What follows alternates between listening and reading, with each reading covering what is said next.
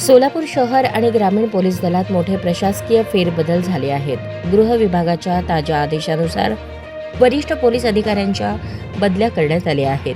यात सोलापूर शहर आणि ग्रामीणमधील अधिकाऱ्यांची अदलाबदल झाली असून नागपूरहून एका महिला IPS अधिकाऱ्याची सोलापुरात एंट्री झाली आहे. प्रीतम यावलकर अपर पोलीस अधीक्षक ग्रामीण यांची सोलापूर शहर पोलीस उपायुक्त पदावर बदली करण्यात आली आहे. विजय कबाडे पोलीस उपायुक्त शहर यांच्याकडे आता सोलापूर ग्रामीण पोलीस दलाच्या अप्पर पोलीस अधीक्षक पदाची जबाबदारी सोपवण्यात आली आहे. गौहर हसन पोलीस उपायुक्त शहर मुख्यालय यांची पुणे शहर पोलीस उपायुक्त पदावर बदली झाली आहे. वृष्टी जैन सहाय्यक पोलीस अधीक्षक नागपूर यांची सोलापूर शहर पोलीस उपायुक्त म्हणून नियुक्ती करण्यात आली आहे.